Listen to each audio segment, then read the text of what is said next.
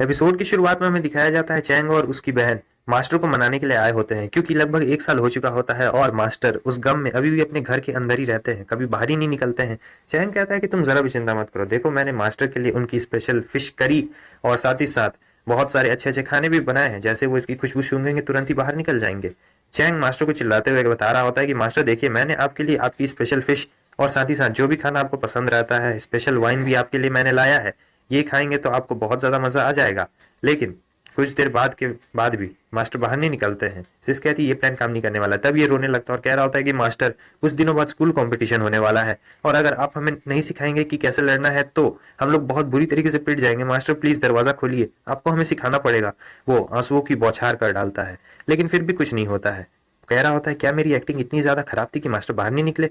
तब सिस आती और कह रही होती कि भाई तुम यहीं रुको और देखो, मैं तुम्हें दिखाती हूँ कि आखिर ये सब कैसे किया जाता है। उसके बाद ये चिल्लाने लगती है कि ओ बिग ब्रदर, ये तुम क्या कर रहे हो? देखो बिग ब्रदर, ये सब करना जरा भी अच्छी बात नहीं है, ऐसे खुलेआम तुम ये सब नहीं कर सकते हो, देखो ये सब ठीक नहीं है। चैंग बहुत डर चुका होता है, लेकिन वो कह रही होती चिंता मत करो, देखना मैं 1 तक गिनूंगी और मास्टर तुरंत ही बाहर निकल जाएंगे। 3, 2 और 1। वैसे ही मास्टर बाहर निकल चुके होते हैं और काफी गुस्से में रहते हैं।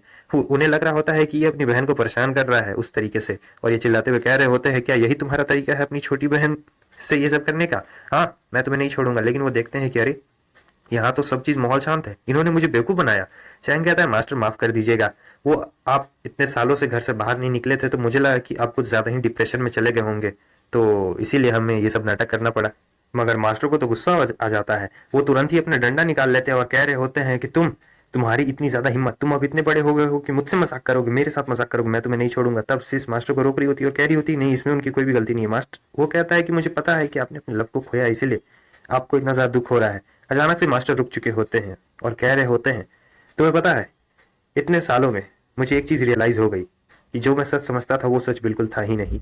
और फिर मास्टर वहां पे भाषण देने लगते हैं। चैंग भी कुछ कह देता है, लेकिन वो मोटिवेशनल वाला बात कहता है और मास्टर से कह रहा होता है कि आप जरा भी चिंता मत करिए, मैं ली का अच्छी तरीके से ख्याल रखूंगा, आपको ज्यादा चिंता करने की कोई भी जरूरत नहीं है। ली को तो बहुत अच्छा लग रहा होता है। मास्टर चैंग से कहते हैं कि चैंगशु, तुम और ली मुझसे ज्यादा केपेबल हो। मैं जानता हूँ कि बिना मेरे बगैर भी तुम लोग एक अच्छी सी स्ट्रेटेजी बना लोगे और तुम लोग ज्यादा अच्छा कर सकते हो कंपटीशन में। अच्छा, अब ये बूढ़ा आदमी चलता है अपने घर में, अभी भी मैं कुछ साल अपने ही ऐसे ही घर में बंद रहूंगा और फेरी रियलम में जाने की कोशिश करूंगा। वैसे भी अब मेरा यहाँ पर क्या काम है, मैं दुनिया से चला भी जाता हूँ तो कुछ भी फर्क नहीं पड़ता है। अब ये दोनों भी चुपचाप खड़े होकर देख रहे होते हैं, क्योंकि मास्टर बहुत ज्यादा ही उदास रहते हैं। हालांकि ये जो जमाना रहता है, इस जमाने में लोग जानते थे कि खुद के ऊपर कैसे काबू पाया जाए, लेकिन मास्टर का जो केस है वो बहुत ही ज्यादा पेचीदा रहता है।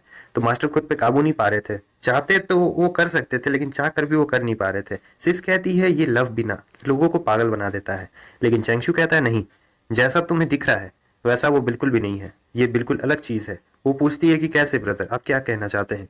चैंग कहता है कि बात सिर्फ यहाँ लव की नहीं है, ये जो वर्ड लव है ये बस ऐसे ही लगा दिया जाता है, लेकिन बात है कि एक इंसान दूसरे इंसान को मिस कर रहा है। अब मैं इससे ज्यादा इसके बारे में कुछ नहीं कहना चाहता हूँ, क्योंकि अभी तुम समझ नहीं पाओगे, ये तुम्हारे लिए बहुत ज्यादा जल्दी है समझने के लिए। तुम बाद में इसे अच्छे तरीके से समझ सकती हो जब तुम हायर लेवल पे चल जाओगी। तब तक हमें दिखाया जाता है कि कोई नेफ्यू नेफ्यू चिल्लाते हुए आ रहा होता है, और ये कोई और नहीं अंकल रहते हैं। वो कहता है गुड मॉर्निंग अंकल। अंकल चिल्लाते हुए आ रहे होते हैं कि बेटा पता है, तुम्हारे लिए एक बहुत बड़ी अपॉर्चुनिटी है। इनकी आंखों में चमक देख के ही पता चल रहा है। और वो कहते हैं कि ली जरा तुम साइड में हटना, हम दोनों को प्राइवेटली कुछ बात करनी है। वो सोच रही होती है ये लोग क्या बात कर रहे हैं। यहाँ पर अंकल इससे पिल मांग रहे होते हैं, जो पिल इसने पहले भी अंकल को दिया रहता है, लेकिन ये कह रहा होता है अंकल आपने वो सारा पिल खत्म कर दिया, मैंने आपको इतनी सारी बोतलें दी थी, आपने सारी बोतल खत्म कर दी, अगर ज्यादा इस्तेमाल करेंगे तो बेकार रहेगा। लेकिन अंकल उसे बता रहे होते हैं कि तुमने जो पिल दिया था, जो अपर अप हायर अप्स है उन्हें भी इसके बारे में पता चल गया है, और तुम मुझे पिल दे दोगे तो ये तुम्हारे लिए ही बेनिफिट रहेगा, क्योंकि तुम्हें भी इसके बदले में रिवॉर्ड मिलेगा, लाओ वो पिल मुझे दे दो। लेकिन वो साफ साफ मना कर देता है कि नहीं, अब सारे पिल्स खत्म हो चुके हैं। लेकिन अंकल भी इससे कहाँ कम होने वाले थे, ये भी उसके सामने रिवॉर्ड रख देते हैं। बहुत ही अच्छा रिवॉर्ड रहता है, कह रहे होते हैं कि तुम अगर फेरी रियला में पहुंच जाओगे तो तुम्हें पता है तुम्हें वो रिवॉर्ड मिलने वाला है, बहुत ही स्पेशल। अब रिवॉर्ड ऐसा इतना अच्छा चीज रहता है तो चैंगशू मना भी नहीं कर पाता, और अगले सीन में हमें दिखाया जाता है अंकल को भर भर के बोतल दे देता है। चैंग कह रहा होता है कि अंकल वापस से जरूर आइएगा, बहुत ज्यादा मजा आया आज आपके साथ ट्रेडिंग करके। और लेकिन इधर अंकल को बहुत मुश्किल से ही 6 बोतल मिल पाती है, लेकिन फिर भी ये खुश नहीं नजर आ रहे थे।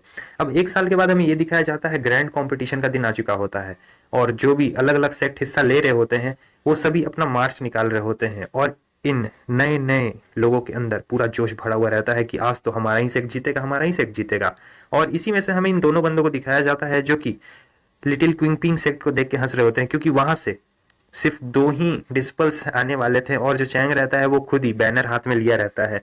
तो ऐसा माना जाता है कि अगर लीडर खुद हाथ में बैनर लेता है तो ये शर्मनाक बात रहती है, और वो लोग हंस रहे होते हैं कि सिर्फ 2 ही लोग पार्टिसिपेट कर रहे हैं उस जगह से, ये तो काफी शर्मनाक बात है। लेकिन वो जो पतलू कलर रहता है मुटकू को मारते हुए कह रहा होता है, तुम्हें क्या लगता है लिटिल क्यूआंग पे कितना ज्यादा बेकार है? मुटकू कहता है, मैं समझ नहीं पा रहा हूँ, आखिर तुम ऐसा क्यों कह रहे हो? और फिर क्या था, तब तक वहां पर जिसका इंतजार था वो आ चुकी होती है, और जिसे देखने के बाद सब लोग के चेहरे टमाटर जैसे लाल लाल हो चुके होते हैं, और वो कोई और नहीं ली होती है, जिसके पास बहुत सारा सोना होता है, बहुत सारा सोना। उसके पास पूरा भीड़ लग जाता है और वो भी सबसे हंस रही होती है। और इधर मास्टर कह रहे होते हैं, आखिर ली के पास इतना सोना चांदी आया कहाँ से, जेवरात कहाँ से मिल गए उसे इतने सारे? चैंग उनसे कह रहा होता है, मास्टर आप चिंता क्यों करते हैं, ये सब तो बस उसे ऐसे ही मिल गया। मास्टर कहते हैं, मुझे कुछ ना कुछ तो गड़बड़ लग रही है, क्या तुमने उसे दिए हैं क्या? चैंग कहता है, मास्टर आप चिंता क्यों करते हैं, मैंने ये हीरे जेवरात अंकल से लिए हैं, वो भी एक्सिलर्स के बदले में लिए हैं, ऐसे ही फ्री में नहीं दिए उन्होंने। इस तरफ हमें दिखाया जाता है अंकल भी पूरा एकदम अपना सामान बेच रहे होते, खूब पैसा कमा रहे होते हैं।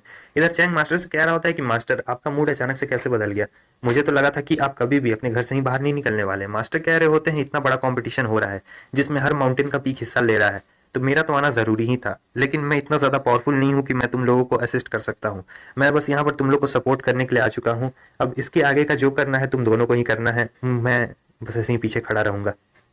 और क्या था, चैंग को कम से कम इस बात की तो खुशी रहती है, कम से कम इसके मास्टर डिप्रेशन से तो बाहर निकल गए, वरना ये अगर डिप्रेशन में रहते तो मुझे बहुत ज्यादा बुरा लगता।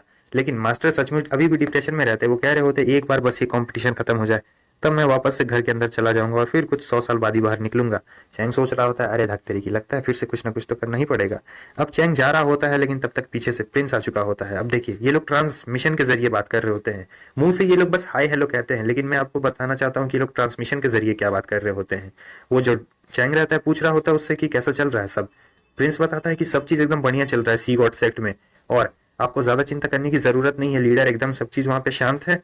और इनके बीच में इनक्रिप्टेड कॉल हो रहा था ट्रांसमिशन के जरिए, मुंह से बस ये लोग हाय हेलो कह रहे थे, लेकिन अपने दिमाग से ये लोग बहुत कुछ बातें कर लेते हैं। इधर हमें लीडर को दिखाया जाता है जो बता रहे होते हैं करीबन 200 पार्टिसिपेंट्स यहाँ पार्टिसिपेट करने के लिए आए होते हैं, और प्रिंस इधर चैंग से कह रहा होता है कि ब्रदर, जब एक बार ये कंपटीशन खत्म हो जाएगा तब हम दोनों आराम से चाय पीते पीते बात करेंगे। चैंग कहता है कि ठीक है मेरे दोस्त। और इधर लीडर उड़ते हुए जा रहे होते हैं और सभी लोग को चिल्लाते हुए कह रहे होते हैं, ये कंपटीशन इसलिए नहीं है कि तुम लोग की रैंकिंग देखी जाए, इसमें देखा जाएगा कि तुम लोग कितना साहसी हो। और इस तरफ चैंग को मिल चुका होता है उसका आईडी कार्ड, यानी आप कार्ड भी कह सकते हैं, नंबर वाला। वो देखता है तो उसे लग रहा होता है, अरे ये टीवी का रिमोट यहाँ क्या कर रहा है, और कह रहा था अगर मैं इसे तोड़ दूं तो मैं डायरेक्ट कंपटीशन से बाहर हो जाऊंगा। लेकिन तब तक लीडर चिल्ला के सभी लोगों को बता देते हैं, अगर किसी ने भी इसे तोड़ने की कोशिश की तो 1 साल का उसका पैसा और जितने भी सप्लाईज दिए जाते हैं सब रुक जाएगा, क्योंकि इस जेड को बनाने में बहुत ज्यादा मुश्किल लगी है। तब वो छोड़ देता, नहीं तोड़ूंगा। और सोच रहा था कि अगर मैं रैंक 36 के उधर भी आता हूं तब कोई दिक्कत नहीं है, लेकिन फिर से वो सुना देते हैं कि अगर रैंक 36 के उधर आएगा तो उसके लिए पनिशमेंट अलग से रहेगी और उसे कुछ भी सामान नहीं मिलने वाला है, मतलब रिवॉर्ड एकदम घंटा मिलने वाला है।